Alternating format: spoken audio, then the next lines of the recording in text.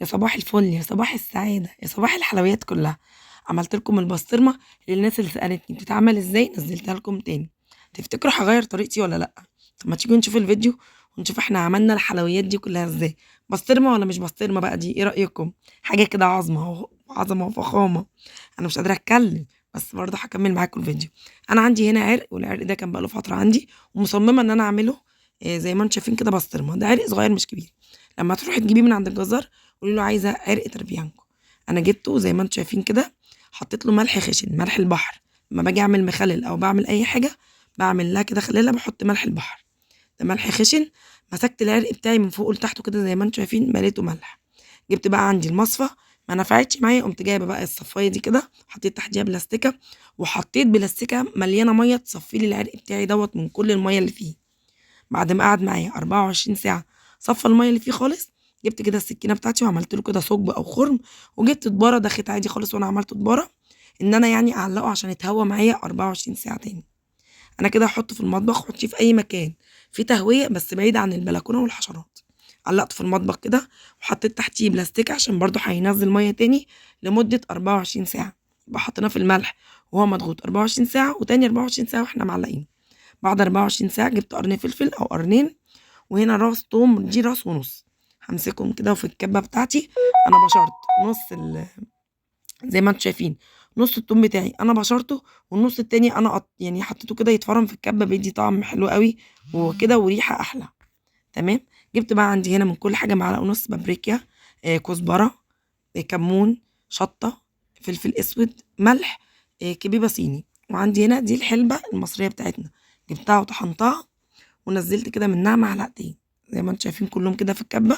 طبعًا التوم فيه مَيّة، الفلفل فيه مَيّة، لو لقيتيها ماسكة معاكِ شوية حُطّي لها معلقة واحدة بس من المَيّة.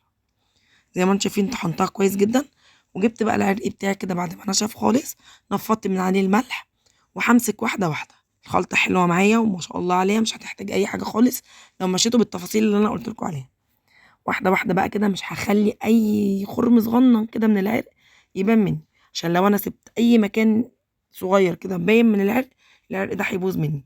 فواحدة واحدة كده زي ما أنتم شايفين، بانزل بالخلطة والخلطة قضِّت معايا العرق الحمد لله. بُصّوا واحدة واحدة، هانزل وبإيدي كده هالسِّن عليها هتتساوى معايا وتبقى زي الفل. بس زي ما قُلت مش هاخلّي فيها أي ثُقب خالص أو أي فتحة أو أي خُرم يدخّل معايا تهوية للعرق بتاعي.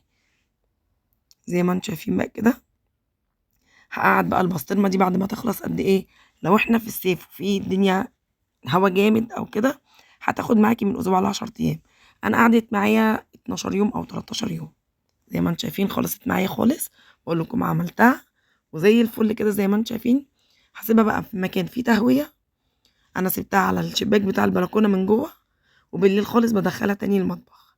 زي ما أنتم شايفين ريحة الشقة كلّها كانت غرقانة يا جماعة ريحة بسطرمة. هنا باقول لكم بعد 12 يوم أو 13 يوم أنا مش فاكرة بصراحة، خلاص معايا. يالّا بقى بينا نقطّعه ونشوف العظمة بجد، حاجة كده مبهرة والله يا جماعة. هنقطّعها، إيه رأيكم؟ بسطرمة بقى والّا مش بسطرمة؟ حاجة كده عظمة. لمّا تعملي كده الحاجة في بيتِك وتكون بجد حاجة صعبة، وطبعًا ما فيش أي حاجة صعبة في إيدينا، هتلاقي نفسِك بتفرحي. أنا طبعًا دلوقتي هاقطّعه، بس طبعًا تقطيعة السوبر ماركت أو البقال غير تقطيعتي خالص. أنا مقطّعاها تخينة، طبعًا إحنا بقى عند البقال بيقطّعها بالمكنة حسب التقطيعة اللي أنتِ عايزاها. هاخرّف بقى في الأول وبعد كده هاطلّعها لكم حتت خطيرة. طبعًا بقى العرق ده هينفع معاكِ في أي حاجة، طبعًا بيض بالبسطرمة ماشي، بيتزا ماشي، مكرونة ماشي، كل حاجة هتمشي معانا بالعرق الروعة ده. طبعًا الكيلو وصل ل500 و600 جنيه، أنتِ بعرق إن شاء الله بعرق كمان مش بلدي، يعني هاتي عرق متلج هتطلع معاكِ أحلى بسطرمة. وعلى فكرة البسطرمة اللي إحنا بنجيبها مش بتبقى بلدي، بتبقى عادي متلجة، وبيعملوها كده زي ما أنتم شايفين بسطرمة. إيه رأيكم بقى في الجمال والحلاوة؟ شكلها، طعمها، ريحتها، كل حاجة فيها مِيّة مِيّة. أتمنى إن أنتم تجربوها وتكتبوا لي في الكومنتات إيه رأيكم فيها.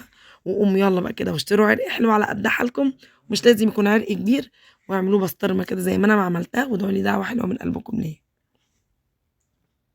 يا رب أشوفكم في فيديو جديد. كنت معاكم رشا السيد، والسلام عليكم ورحمة الله.